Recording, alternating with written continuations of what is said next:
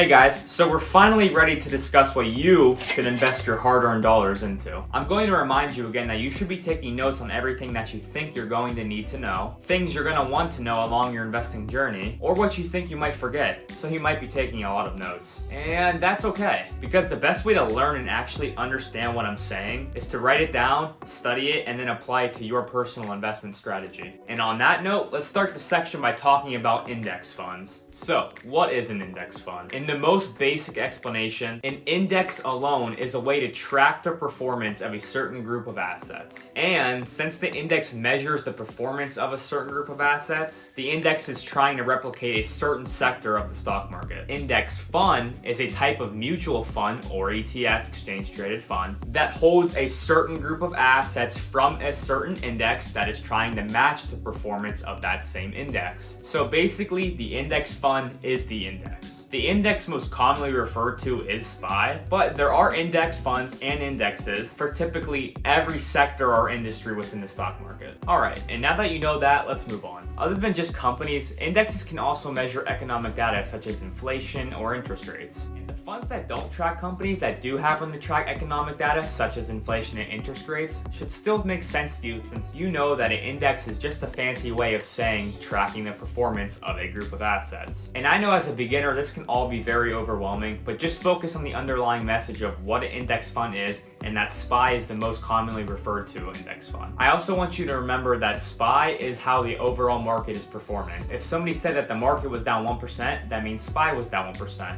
Or if they say, oh, the market was great today and it went up 5%, that means SPY went up 5%. But okay, now we know what index funds are, but let's talk about how they work. Index funds work passively. Now let me explain that. What I mean by that is that there's no manager within the index fund trying to time the market and pick stocks that are going to give you the best return, because the index fund simply tracks and mirrors the performance of the given index. And to remind you, the whole idea behind mirroring a specific index is to try to match the performance of the index. Let me give you the best example to help you understand this concept. And the best example happens to be the S&P 500 or SPY, and I've mentioned that a million times by now. The S&P 500 fund measures and tracks the performance of the top 500 largest US companies that are publicly traded. So you see how that works? I'll give you another example. There's also something called the Dow Jones Industrial Average, which consists of 30 large cap companies. An index fund that would track the Dow Jones would try to mirror the performance of those 30 large cap stocks. So I hope those examples helped you understand that an index fund is just trying to mirror the performance of the index. Pros and cons of investing into index funds.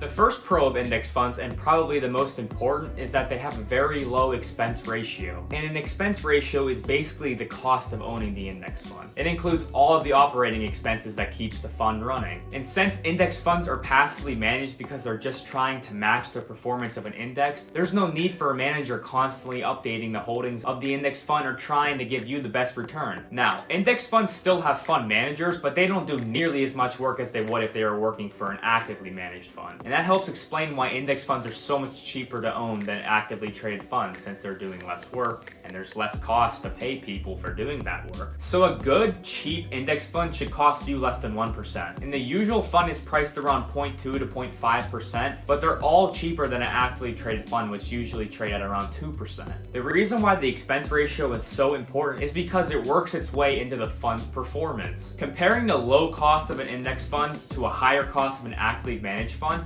index funds over time tend to have a better performance and seek a higher return for their investor. And that should make sense because there's a lower cost, there's less fees that investors have to pay, so that means their money's going to earn them more money and they're going to have a better return than they would if they would just invest their money into an actively managed fund. The next benefit of an index fund correlates directly with something I've been saying this entire course, which is about the long-term passive investor. Index funds are the ideal investment for the long-term passive investor that wants a hands-off approach, because index funds provide a great return over the long run. And it's all while you do nothing. All you have to do is invest the money. And most experts will argue how successful index funds have been in outperforming other stocks or other actively managed funds, most importantly, Warren Buffett. But like I said, if you want a complete hands-off approach and you still want to make good money over the long term, an index fund might be your favorite investment. On the other hand, let's review some bad things about the index fund, even though there aren't really many. Firstly, the index fund is very limited to the index that's tracking, meaning there is no flexibility with the investments inside of the index fund, and you're basically stuck with those investments. But if you're aiming for the long-term approach and you don't want to have to worry about your investments changing all the time, this really shouldn't matter to you. Another drawback of an index fund is that the returns are nothing out of this world. An index fund will never post a huge return that a stock might do, or even what an actively managed fund might give you. But the little 7 or 8% a year that the fund gives you will add up over time and actually probably be a better investment than most out there. And for index funds, there are far more benefits than drawbacks for the average investor. Now, I've been investing into index funds since I was 15 years old in my custodial account since I was under 18, and I couldn't have made a better decision at the time. The index fund that I invested into was called the Vanguard 500 Index Admiral Shares, abbreviated as VFIAX. The minimum investment for that fund is $3,000, so if you can afford that, take a good look into that. But if you can't afford that, the next best fund in my opinion is called the Vanguard S&P 500 ETF, abbreviated as VOO.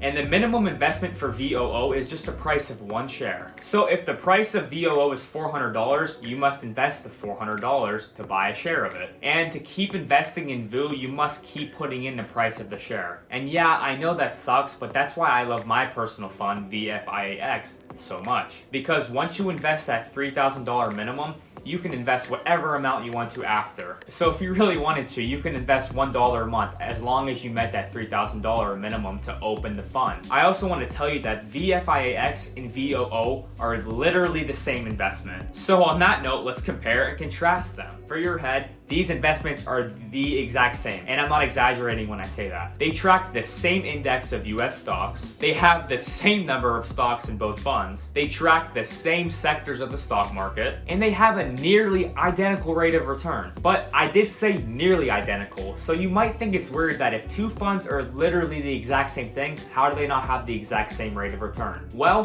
VFIAX actually did outperform VOO. It did happen to outperform it within 1 year, 3 years, 5 years, and 10 years of the fund. So since the rate of return is a little different, it does make sense because the expense ratios of the two funds are a little different as well. The expense ratio of VOO is 0.03%, while VFIAX is 0.04%. So you can see that VOO is slightly cheaper than VFIAX, and it will save you money in fees over the long term. So remember, VOO requires less capital to start investing than VFIAX does, with VOO being a minimum price of one share and VFIAX being a minimum of $3,000, but then investing whatever amount you want after. Something else different between the two funds is something called liquidity. And liquidity is just a word for saying how easily can I turn this investment into cash. With that being said, both VOO and VFIAX are very liquid investments. But on that note, VOO tends to be a little more liquid than VFIAX since VOO is an exchange traded fund, and you'll later learn in the lecture about ETFs that you can buy and sell them whenever you want throughout the day. So it makes sense why it's more liquid because you could sell it at any price point whenever you wanted to throughout the stock market day. And as for the index fund VFIAX, if you wanted to sell it, you would have to wait until the end of the stock market day. And in addition, if you buy an index fund and throw that into your Vanguard account, you'll see that the price of that index is not updated till the end of the day. Or if you decide to invest in the VOO, which is an ETF, you'll see that the price is updated every second of the day. But both VOO and VFIX are both very solid liquid investments, but you are a long-term investor, so you shouldn't have any plans to sell your investments anyways. At least you don't plan to sell for a very, very, very long time. So after